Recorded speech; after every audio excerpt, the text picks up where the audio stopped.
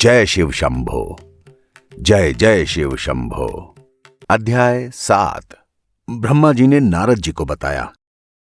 इसके बाद माता पिता की आज्ञा पाकर उन्हें प्रणाम करने के बाद हनुमान पंपापुर में चले गए।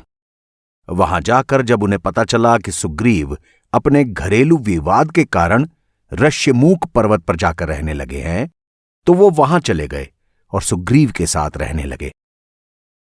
जिस समय सीता के वियोग से दुखी रामचंद्र और लक्ष्मण उस पर्वत के पास आए, तो वो आगवानी करके उन दोनों को सुग्रीव के पास लाए, उनमें मित्रता करवाई।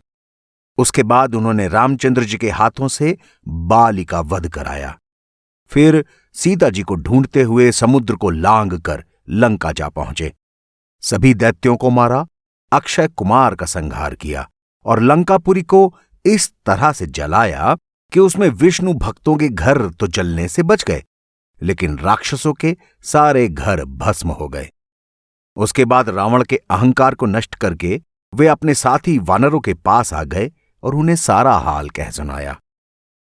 हनुमान के इस तरह के पराक्रम को देखकर रामचंद्र जी बहुत प्रसन्न हुए और कहने लगे, हनुमान, तुम शिव जी के अवतार और हमारे परम मित्र हो। सुग्रीव आदि सभी वानरों ने उन्हें शिव जी का अवतार मानकर प्रणाम किया। जब हनुमान जी ने यह देखा कि रामचंद्र जी हमें शिव जी का अवतार समझकर आज्ञा देने में संकोच करेंगे, तो उन्होंने माया की और सब लोग इस बात को भूल गए कि हनुमान जी शिव जी के अवतार हैं। उसके बाद राम जी ने हनुमान को अपने गले से लगा लिया और कहा, कपिराज, हमें तुम्हारा बड़ा भरोसा है। इसके बाद राम जी ने लंका जाने की तैयारी की और अपनी सेना समेत समुद्र तट पर आए। जिस समय समुद्र का विस्तार देखकर सभी आश्चर्यचकित थे, उसी समय हनुमान जी ने सबके देखते देखते सबके साथ मिलकर समुद्र पर सेतु बना दिया। तब रामचंद्र जी ने उस स्थान पर शिवलिंग की स्थापना की, जिसका नाम रामेश्वर पड़ा। राम और रावण में घोर युद्ध हुआ। उसमें हनुमान जी ने अकेले ही बहुत से दैत्यों को मारा और रामचंद्र जी की सेना की रक्षा की।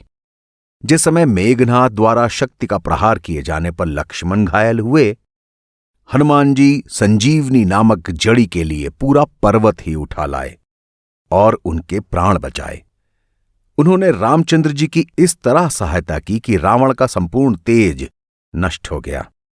जिस समय अहिरावण राम और लक्ष्मण को लेकर पातालपुरी में चला गया, उस समय राम जी का स्मरण करने के बाद हनुमान जी पातालपुरी जा पहुंचे और अहिरावण की भुजाएं उखाड़ दीं और राम और लक्ष्मण की प्राण रक्षा की।